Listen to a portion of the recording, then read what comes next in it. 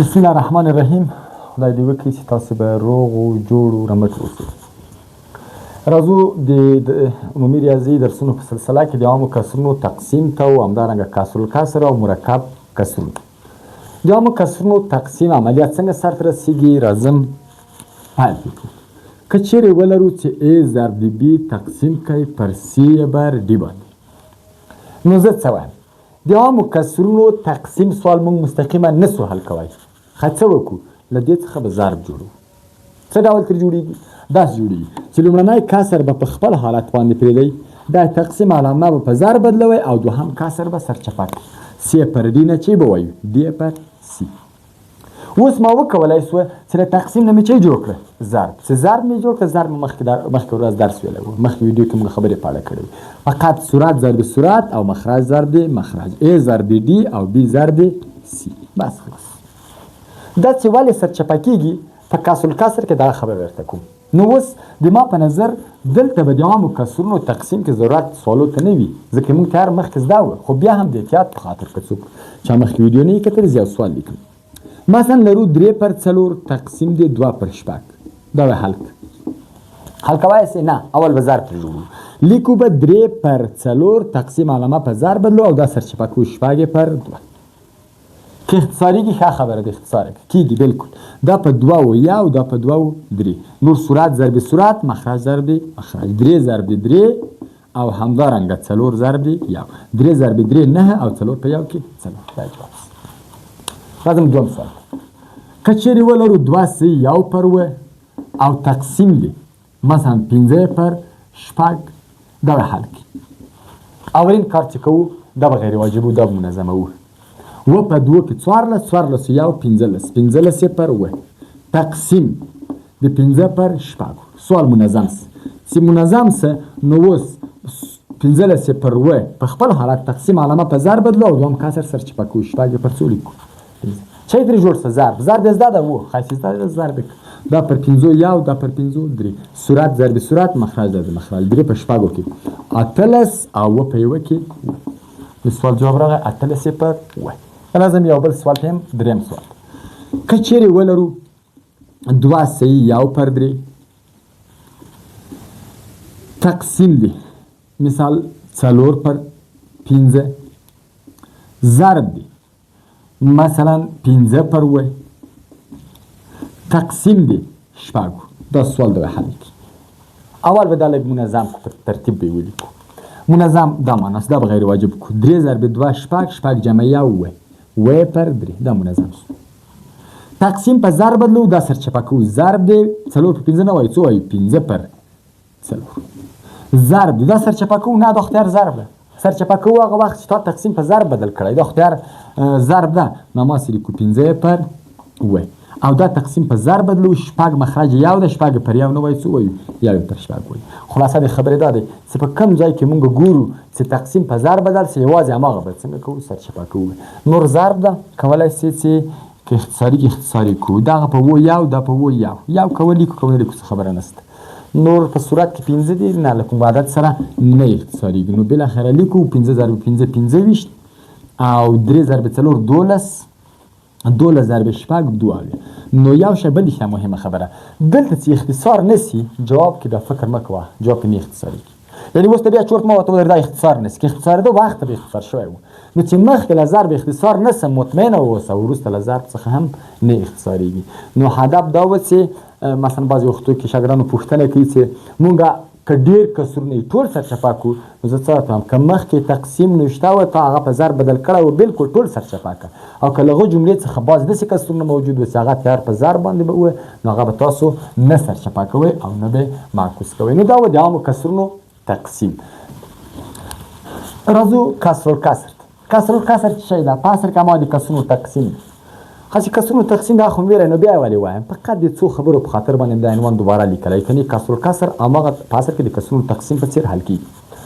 اولنۍ مهمه خبره دا ده چې تاسو پوهېږئ کسر یو خط بر لري چې پورته طرف ته صورت وایي او ښکته طرف ته څه وایي؟ مخرج. که چیرې د کسر په صورت کې بل کسري او په مخرج کې هم څه بل کسري، دې ته ویل کېږي څه شی؟ کسرالکسر. څنګه به حلوو؟ داسې به حلوو. لومړنی کسر چې پر بي ده دا به خپله لیکو. دغه د تقسیم علامه ده شنه دا تقسیم علامه په ضرب بدل کړل که وخت موږ ویلي او دا سی پر ډي به نه وایو څه به وایو ډي پر سی ښه ولې سرچپه کوو اوس د سرچپه کېدو دلیل درته وایم سرچپه کېدو دلیل دا دی چې مثلا زه به داسې ووایم سوال به نه لیکم او همدا دلیل وایم کله چې موږ لرو A پر B او پر C پر D موږ تاسو په کسرو کې ویلي وو چې په صورت مخرج کې دی چې هر څو زړه وغواړي ضربولی شي هر څو چې هر څو مې زړه غواړي ضربولی شم زه له هغه هر څو له جملې څخه صورت او مخرج کې د دغه سرچپه ضربوم C پر D نه صورت کې هم D پر C ضربوم مثلا مخرج و صورت کې دواړه چی ضربوم دی معکوس دی پر سی نو ګوره دی له دی سره سی له سی سره خلاص چی پاتې شو همدا شی پاتې شو کنه A پر B دی پر سی نو ولې سرچپه کېږي ان شاء الله ورباندې پوه شوئ ځکه سرچپه کوو چې اصل کې مونږ په دې فکر کې کېږو چې دا مخرج څنګه ورک کړو نو د دې ورک کولو لپاره د معکوس هم پاس ضربو هم لاندې او مخرج مکمل ختم سي او په صورت کې به چی راسي سرچپه به راسي چې ان شاء الله په دې باندې وپوهېږئ یو دوهم هدف مې د کسر الکسر د درس له ویلو څخه دا دی چې څو سوالونه زه لیکم 8 سواله لیکم 9 سواله لیکم چې هر یو کې یوه خبره ده اول 3 پر 4 او 15 پر 9 دا څنګه حل کړو زده دې اول کسر خپله 3 پر 4 دا تقسیم علامه په ضرب بدلېږي او دا سرچپه کېږي 9 پر 15 او یا داسې وایو صورت کې 9 پر 15 ضربو مخرج کې 9 پر 15 ولا 9 سره 15 له 15 سره خلاصېږي هغه شی په صورت کې پاتې کېږي ښه چی ترې جوړ څه ضرب ترې جوړ څه ضرب خو مې زده ده 9 په 3 کې 20 او 4 15 کې 6 دا د سوال جواب سي 20 پر 6 خلاص راځم دوهم سوال دی چې دوهم کې څه زده کوو دوهم کې دا زده کوم که چیرې ولرو 3 پر 4 پر 15 پر 9 که پوهېدې چې یاره سوال کوچنی دی لکه دا مینه ما سوال مې تکراري ولیکه سوال کوچنی ده اختصار مختصر څه نه غواړي نو دا ته کولی شې لنډه لار لرې ضرب د لرې نږدې ضرب نږدې 3 ضرب د 9 څو کېږي 20 او 4 ضرب 15 شل اینه هماغه جواب ورکړه ښایي دوم سوال هدف مې دا ده چې که مثال سوال لوی نه و 18 و 20 داسې نه و بیا هغه خو ضرب سخت ده که داسې واړه واړه عددونه وه نو تاسې کولی شئ چې لرې ضرب لرې کوئ او نږدې ضرب نږدې که وایې ولې هغه طریقه ده هغه رقم حل کړه دریم سوال کې غواړم څه در زده کړم په دریم سوال کې غواړم در زده کړم که چېرې تاسو ولرئ 15 پر 9 او مثال 3 پر 9 مونږ کولی سو چې مخرج له مخرج سره خلاص کړو اختصاري کړو دا له دې سره خلاص کړو ولې ځکه دا مخرج ده او دا چې د صورت کله صورت ده خو سرچپه کې دا صورت ته ځي کنه 3 پر 9 چې جوړېږي 9 پر 3 نو قوارتان خو دواړه مخرج راته ښکاري مګر کله چې په ضرب بدلو دا مخرج او دا صورت نو بالکل تاسو کولی شئ چې مخرج له مخرج سره اختصار کوي جواب څو پاتې شي 15 پر 3 دا دریم سوال هدف راځم څلورم سوال که چیرې ولرو 9 پر 2 او 9 پر 15 دا څنګه کولی شو آیا